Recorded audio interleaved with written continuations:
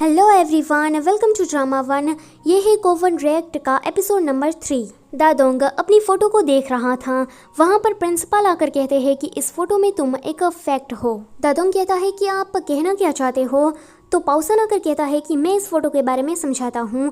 ये फ़ोटो कोई फ़ोटोशॉप किया गया नहीं है। इसमें दादोंग पर लाइट की गई है और बाकी के दोनों चेहरे उसे ब्लरी किया गया है, यानी कि जिसने भी इस फ़ोटो को नोटिस बोर्ड पर चिपकाया है उसका सीधा निशाना दादोंग है। प्रिंसिपल कहते हैं कि इस फोटो में तुम एक फैक्ट हो। पाउसन कहता है कि प्रिंसिपल आप एक ही लाइन बार बार मत बोलिए, वरना ऑडियंस को लगेगा कि हम फ्लैशबैक देख रहे हैं। दादोंग कहता है कि मैं, किंग कॉन्ग और वांगचुन तीनों मिलकर लंच कर रहे थे, ये तब की फ़ोटो है। तो प्रिंसिपल कहते हैं कि ये लंच है, फिर तुम इसमें अल्कोहल क्यों पी रहे हो?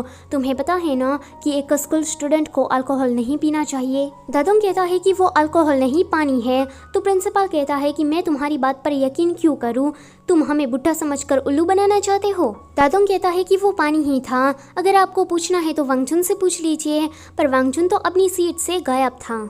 प्रिंसिपल कहते हैं कि जो भी हो, तुमने गुनाह किया है तो तुम्हें इस पेपर पर साइन करना होगा।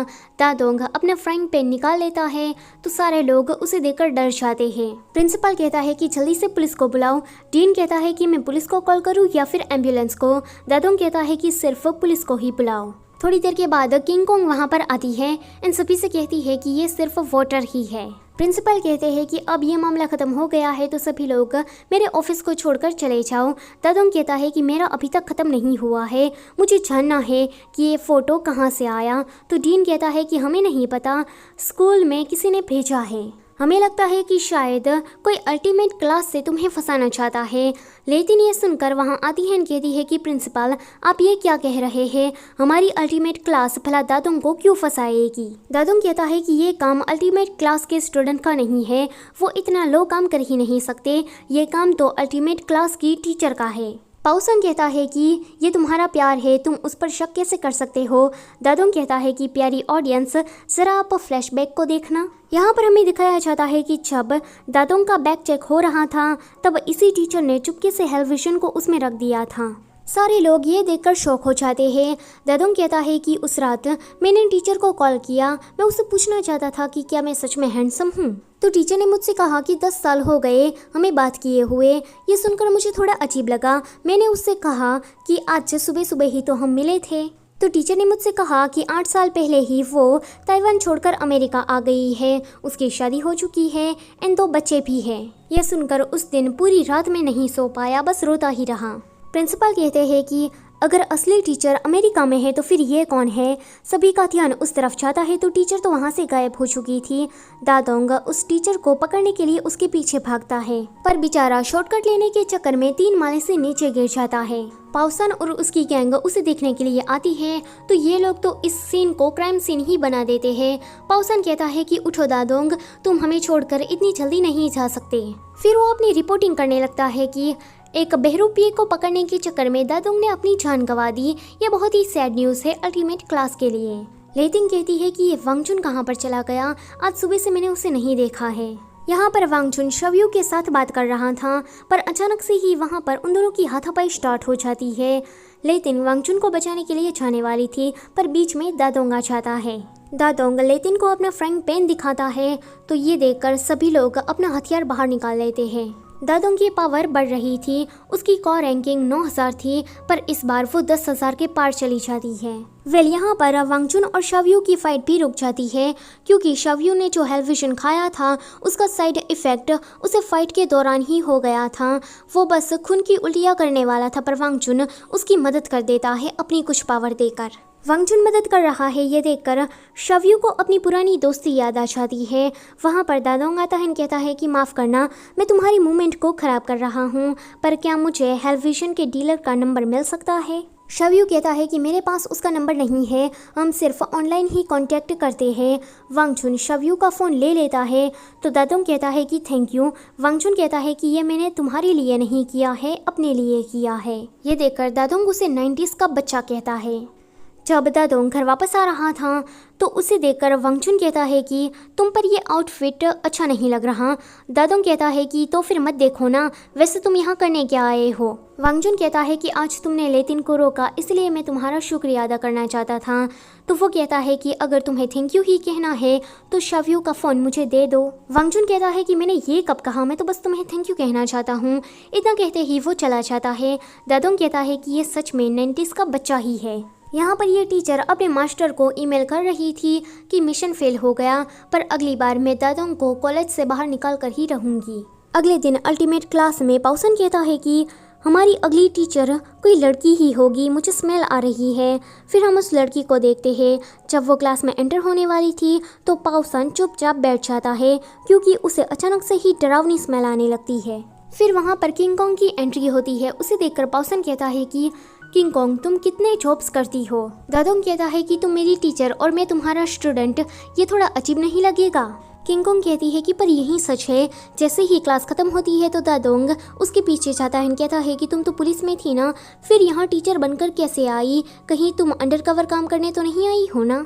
किंग कॉन्ग कहती है कि तुम्हें क्यों जानना है, तो दादोंग कहता है कि मुझे नहीं, पाउसन को जानना है। किंग कॉन्ग सोचती है कि अगर मैंने इन्हें नहीं बताया तो ये लोग मेरे बारे में रूमर फैला देंगे, इससे अच्छा तो मैं इन्हें कह ही देती हूँ, पर हाँ मेन बात मैं इसे छुपा कर रखूँगी। फिर फ्लैशबैक में हमें दिखाया जाता है कि किंग कॉन्ग अपने किसी सीनियर से बात कर रही थी। किंग कॉन्ग के पास तो इतने सारे लाइसेंस हैं, यह लड़की तो काफ़ी ज़्यादा टैलेंटेड है। जब वो रास्ते से जा रही थी तो एक फॉर्चून टेलर उसे कहता है कि सारे लड़की तुम्हें छोड़कर चले जाएंगे, पर एक नहीं, एक तुम्हारा इंतज़ार कर रहा है एंड जल्दी ही तुम उससे मिलने वाली हो। किंग कॉन्ग को ये सब कुछ बकवास लग रहा था, पर जब वो अपने पुलिस स्टेशन आती है तो ये तीनों प्रिंसिपल, डीन और टीचर किंग कॉन्ग को रिक्वेस्ट करने लगते हैं कि प्लीज़ तुम हमारे स्कूल को ज्वाइन कर लो।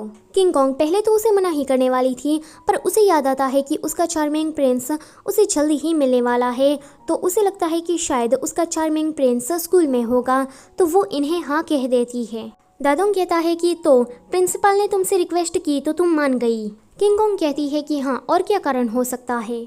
आगे प्रिंसिपल उसे पीटी टीचर से मिलवाते हैं। उसका हुलिया देखकर किंग कॉन्ग सोचती है कि ये क्या मंगल ग्रह का एलियन है। किंग कॉन्ग को तो हर चीज़ परफेक्ट चाहिए होती है, पर ये पीटी टीचर कुछ अजीब ही दिख रहे थे। उसके बाल, उसका कॉलर, उसका पैंट पहनने का तरीका। आज रात वांगजुन और लेतिन पियानो वाली जगह पर मिलते हैं। वांगजुन उसे कहता है कि तुम इतना सैड पियानो क्यों बजा रही हो, ये शाओचिन को बिल्कुल भी पसंद नहीं आएगा। शाओचिन वांगजुन की बहन का नाम है। लेतिन शाओचिन का नाम सुनकर वहाँ से जाने लगती है, तो वांगजुन उसे कहता है कि जब भी मैं उसका नाम लेता हूँ तो तुम भाग क्यों जाती हो। 3 साल हो गए हैं, मुझे पता है कि तुम उस इंसिडेंट से अभी भी नहीं उभरी हो, एंड मैं ये भी जानता हूँ कि तुम आज भी आसमान की ओर नहीं देख पाती हो। लेतिन उससे बात नहीं करना चाहती थी तो वो चली जाती है। अगले दिन लेतिन को शाओचिन का लेटर मिलता है तो वो डर जाती है, पर वांगजुन जब उस लेटर को खोलकर पढ़ता है तो वो तो शाओचिन ने 3 साल पहले लिखा था और डेट मतलब डिलीवरी डेट आज की लिखी थी। लेतिन तो बहुत ही ज़्यादा डर गई थी क्योंकि उसे ऐसा लगा कि शाओचिन शायद जिंदा होगी। वांगजुन उसे कहता है कि मेरी बहन मरी, उसमें तुम्हारा कोई लेना देना नहीं है, वो बस एक एक्सीडेंट था, तो तुम खुद को ब्लेम करना बंद करो।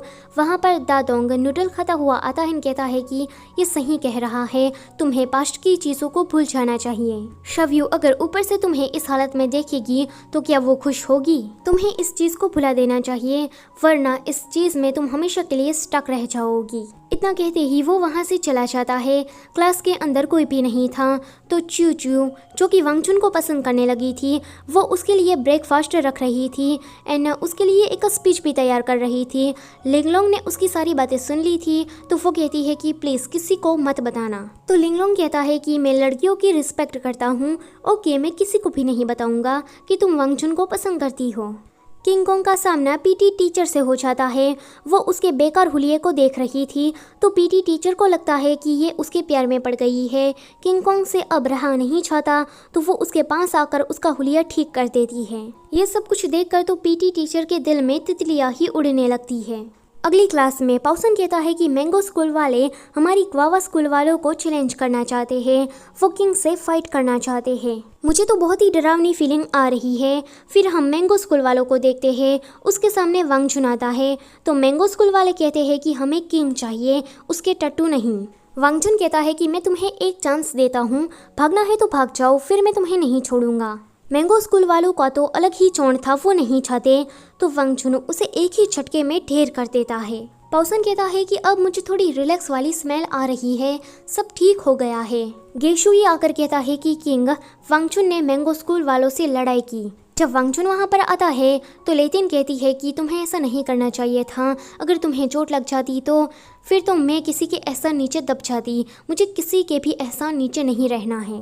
वांगचुन कहता है कि अगर तुम्हें नहीं रहना है तो तुम मेरे साथ उसी माउंटेन पर चलो जहाँ पर शाओचुन की मौत हुई थी। यह सुनकर वो कहती है कि ठीक है। आगे ये दोनों माउंटेन में घूम रहे थे, वहाँ पर इन्हें किसी लड़की के चिल्लाने की आवाज़ आती है तो ये दोनों ही उसे ढूंढने के लिए अलग अलग डायरेक्शन में चले जाते हैं।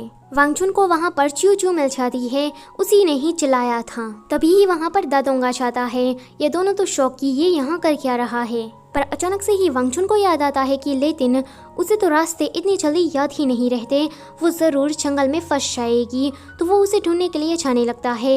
ये दोनों भी उसके पीछे आ रहे थे पर चूचू का पैर मुड़ जाता है। दादोंग कहता है कि मैं लेतिन को ढूंढकर आया, तुम चूचू के साथ रहो। यहाँ लेतिन सच में रास्ता भूल गई थी। वो एक जगह को देखकर अपनी पुरानी यादें सोचने लगती है जहाँ पर वो वांगचुन और शाओचुन साथ में कितने खुश थे, कितनी मस्ती किया करते थे। वो ये सारी बातों को सोचकर स्माइल करती है। दादोंग कहता है कि मुझे नहीं पता था कि तुम हंसती भी हो। लेतिन कहती है कि तुम यहाँ कर क्या रहे हो, तो वो कहता है कि मैं तुम्हारी मदद करने आया हूँ, मैं तुम्हारा इशू सॉल्व करना चाहता हूँ। वो इस ब्यूटीफुल नज़ारे को देखकर कहता है कि ये आसमान कितना अच्छा है, तुम भी देखो। लेतिन आसमान की ओर नहीं देख रही थी, तो दादोंग कहता है कि क्यों, तुम आसमान की ओर नहीं देख सकती। लेतिन कहती है कि किसने कहा, मैं अभी देखती हूँ। पर जैसे ही वो आसमान की ओर देखने जाती है तो उस पर कोई पोटी कर देता है। दादोंग कहता है कि कौन सा ऐसा बड़ा पक्षी होगा जिसने इतनी बड़ी टट्टी की। दादोंग लेतिन के पीछे जाता है उसकी फोटो लेने के लिए ताकि वो बाद में इसे वायरल कर सके।